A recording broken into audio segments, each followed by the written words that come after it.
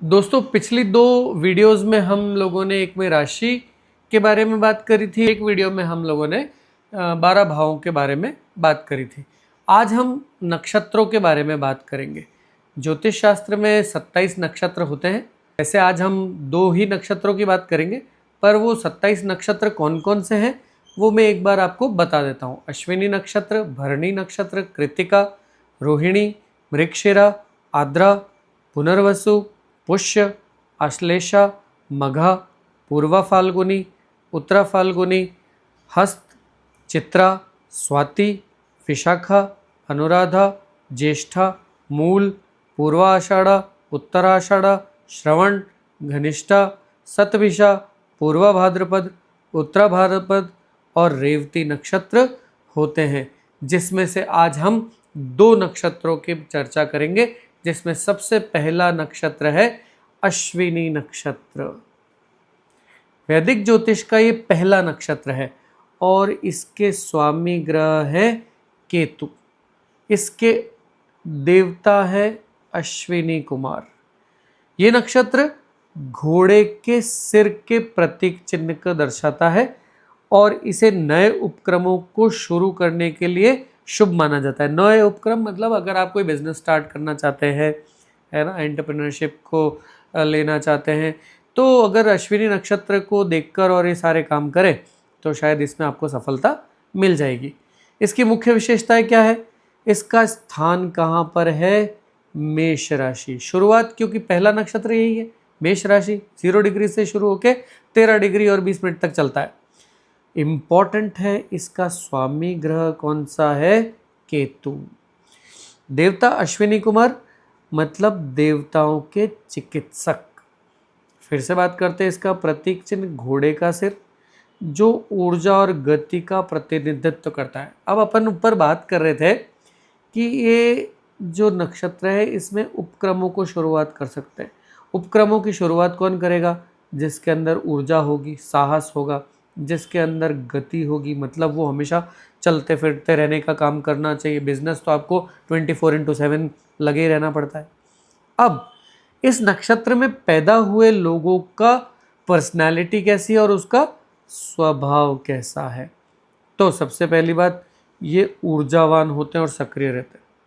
ऊर्जावान, है ना, खूब उनके अंदर एनर्जी है और एक्टिव रहते हैं हमेशा। दूसरा, अश्विनी नक्षत्र में जन्मे लोग बहुत ऊर्जावान और उत्साह से भरे होते हैं, स्वतंत्र और साहसी भी होते हैं।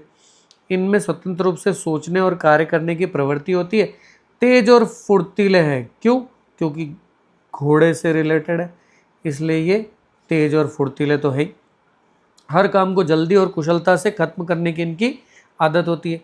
उसके बाद सबसे इम्पोर्टेंट कि रचनात्मक है, मतलब क्रिएटिविटी इनके अंदर बहुत ज़्यादा है। नव प्रवर्तक है, नई नई चीज़ों को अपने अंदर और दूसरों को दिखाने की हिम्मत भी रखते हैं। समस्या समाधान के लिए इनमें रचनात्मक दृष्टिकोण होता है। अगर कोई इनके पास अपनी समस्या लेके जाए तो फटाफट से उसका समाधान भी दे देते हैं और बिल्कुल नई चीज़ों को बताने के लिए और सामने वाले को मोटिवेट कर देते हैं। कभी कभी इनमें जल्दबाजी या धैर्य की कमी हो सकती है, वो किसके अंदर भी हो सकती है, बट इन ऑल बहुत एक्टिव, साहसी हैं। शुभ और अशुभ प्रभाव क्या है? इनका शुभ रंग तो लाल है। अनुकूल दिशा यानी कि पूर्व यानी ईस्ट है।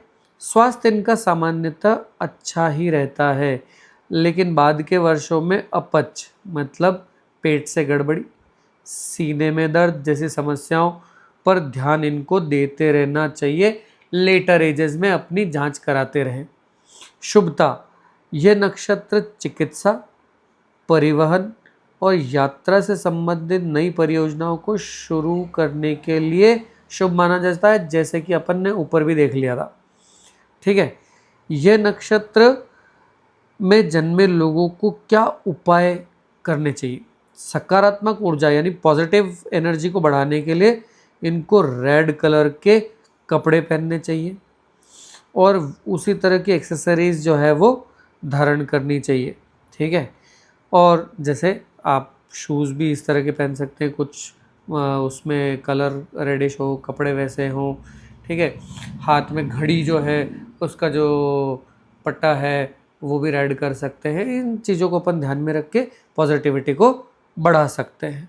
और ये सबसे इम्पॉर्टेंट है कि कोई भी ये महत्वपूर्ण कार्य करें तो इनका मुंह जो है वो हमेशा ईस्टर्न साइड की तरफ होना चाहिए। अब बात कर लेते हैं अपन दूसरे नक्षत्र की, भरणी नक्षत्र की। देखो नाम से ही क्लियर है, भरण पोषण करने वाला भरणी नक्षत्र है ना। आकाशमंडल में ये दूसरा नक्षत्र है जिसका आकार त्रिकोण है, मतलब ट्रायंगल जैसा है, और ये भी मेष राशि में ही आता है। तो अगर अपन पहले वाले की बात करें, अश्विनी मेष राशि, भरणी मेष राशि, और तीसरा जो हम बात करेंगे अगली वीडियो में, कृतिका, वो भी मेष राशि में उसका शुरुआत का कुछ अंश आता है, पूरा नहीं आता। इसके स्वामी ग्रह जो है वो शुक्र है।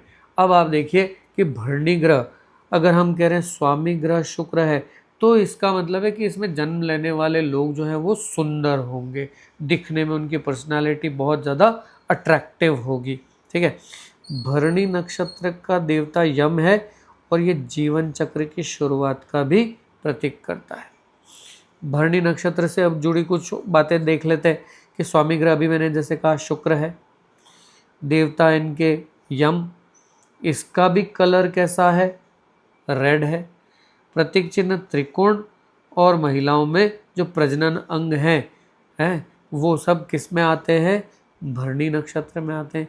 इसकी राशि भी मेष है। नक्षत्र का जो अर्थ है धारण करना, भरण पोषण करना, जो धारण करेगा वही तो लोगों का भरण पोषण कर पाएगा। यही इनका व्यक्तित्व कैसा है, रचनात्मक है, क्रिएटिव है, महत्वाकांक्षी है, इनको आगे बढ़ने की बहुत ज़्यादा इच्छा रहती है। ये भी स्वतंत्र विचारों वाले हैं, इनकी इच्छा शक्ति दृढ़ इच्छा शक्ति है, मजबूत है, लेकिन साथ साथ में भावुक भी है।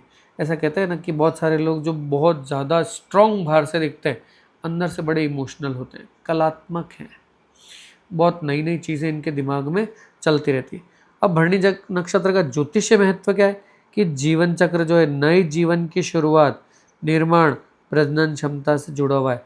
क्योंकि नया जीवन तो अपन ये देखें महिलाओं के प्रजनन अंग, वहीं से तो नए जीवन की शुरुआत होती है। तो ये जीवन चक्र को बढ़ाने वाला नक्षत्र है। अब इसमें अनुशासन की अगर बात करें, भरणी नक्षत्र में पैदा हुए लोग सफलता पाने के लिए कठोर नियमों का पालन करते हैं और डिसिप्लिन, अनुशासन बनाए रखते हैं, बहुत ज़्यादा डिसिप्लिन्ड लोग हैं।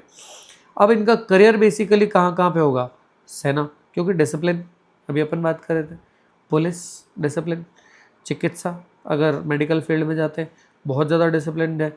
क्योंकि अगर जो डॉक्टर्स हैं आप देखो, नर्सेज हैं, वो 24/7 जॉब रहता है इनका भी, तुरंत कुछ इमरजेंसी हो गई दौड़ते हुए जाना पड़ता है, ठीक। तो वहाँ पे जब आप ये आपके अंदर डिसिप्लिन होगा तो ही ये सारे काम कर सकोगे, या किसी आधिकारिक पद पर भी इनका करियर बन सकता है। अधिकारी बनता ही कौन है, जो डिसिप्लिन है। और आसक्ति का अभाव, व्यक्ति किसी भी चीज़ पे आसक्त नहीं होता जो उनके मार्ग में बाधा बनती है। कितनी अच्छी बात है कि जो भी चीज़ इनके मार्ग में, इनके काम में, इनके करियर में रुकावट हो बीच में डालेगी, उसको ये पहले से ही दूर कर देते हैं, या इनको लगने लगता है कि ये मेरे काम में अड़चन बन सकता है तो ये उसको दूर करने की पूरी कोशिश करते हैं, ठीक है। तो आज के वीडियो में हम लोगों ने अश्विनी और भरणी नक्षत्र के बारे में बात करी।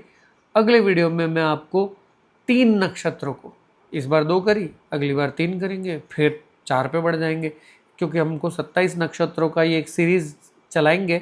तो इसमें आपको इन सब के बारे में देखने के और जानने का भी मौका मिलेगा। आपको ये अनुभव आपको कैसा लगा, मैंने जो आपको बातें बताई कैसी लगी, आप कमेंट में बता सकते हैं। धन्यवाद।